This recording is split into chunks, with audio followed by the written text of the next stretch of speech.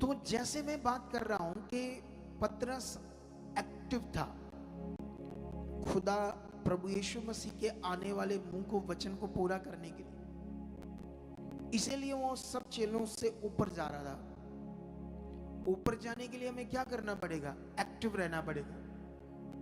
ऊपर जाने के लिए हमें वचन को पहला स्थान देना पड़ेगा। ये वचन में लिखा है, ये वचन ऐसा कहता है, अपने आप को आपने सिखाना, ये वचन में ऐसे लिखा है। तुम लोगों ने भी इसी तरह से अपने मन को तैयार करना है। तैयार करने के लिए परमेश्वर है। धन्यवाद प्रभु, मेरा मन खुल चुका है, मैं ये वचन पूरा कर रहा हूं। धन्यवाद प्रभु, जो मैं सुन रहा हूं मेरे अंदर बैठ रहा है, मैं वफादार हूं, मैं खरा हूं, क्योंकि सब कुछ परमेश्वर के साथ है। ये मेरा खुद का अनुभव है। परमेश्वर से दूर होने का मतलब हालात, आप गैप डालो संगति में, देखना क्या हाल होगा आपका। जितना परमेश्वर के नजदीक रहोगे उतना आपके ऊपर ग्रेस बनी रहेगी। पर जैसे मान लो एक उदाहरण है, मान लो ये लाइट है, तो लाइट से कोई दूर है तो उसके ऊपर लाइट कितनी बढ़ेगी? बहुत ज्यादा बढ़ेगी? कम बढ़ेगी ना। जितना उसके पास आता जाएगा तो क्या होता जाएगा? वो लाइट उतनी उसके ऊपर बढ़ेगी। तो परमेश्वर भी कौन है? लाइट, रोशनी, ज्योति। जितना उसके नजदीक रहोगे उतनी रोशनी आपके ऊपर रहेगी। अगर रोशनी रहेगी तो अंधकार आपके जीवन में काम नहीं कर पाएगा। कितनों को बात समझ आती है? अंधकार अगर काम करेगा तो याद रखना आपका जीवन गड़बड़ हो जाएगा, आपके जीवन में प्रॉब्लम आ जाएगी। समझ आया कि नहीं समझ आया? तो आपने हमेशा परमेश्वर के नजदीक रहना है। संगति का मतलब परमेश्वर के नजदीक बढ़ना। हर थर्सडे, हर संडे, जैसे रिवाइवल मीटिंग हुई उससे सुनना। कितने उल्लू दिमाग होंगे, इतना बोला गया और फिर भी नहीं मीटिंग सुनी। मैं आपसे हैरान हूं आज उन लोगों से जिन्होंने नहीं सुनी।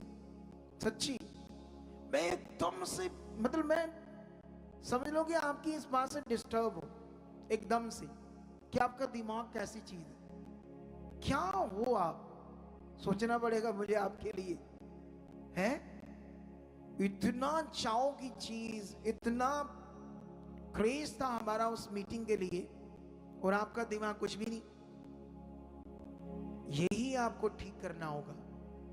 जितना नजदीक रहोगे उतनी जिंदगी अच्छी होगी। हालेलुया। अब जब चेले नाव में जा रहे थे, पानी से नाव डूबने लगी, तूफान आ गया। चेलों ने उठाया और यीशु मसीह को कहा कि हम तो डूब रहे, तुम्हें कोई फिक्र नहीं। तो यीशु मसीह ने उठकर जब तूफान को, पानी को डांटा, वो थम गया। तो यीशु ने अपने चेलों को जानते क्या कहा? तुम्हारा विश्वास कहां था? हालेलुया। क्योंकि उनका विश्वास काम नहीं कर रहा था उस हालात के सामने। विश्वास के अंदर वो बात है ही नहीं कि परमेश्वर हमारे साथ। जब यीशु, ऐसा एक सीन और है जिसमें उस समय भी नाव था, उस समय भी तूफान था, उस समय यीशु पानी के ऊपर चलकर आता है। लेकिन जब पानी के ऊपर आता है तो पतरस देखता है और पूछता है कि प्रभु, मैं भी तेरे पास पानी पर चलकर आना चाहता हूं। विश्वास तो बड़ा किया। ये जो यीशु, ये जो उसने विश्वास किया ना पतरस ने, सोचो यीशु पानी के ऊपर आ रहा है, तुम्हारा दिमाग, सबका दिमाग है पानी के ऊपर पैर रखते क्या हो जाएगा?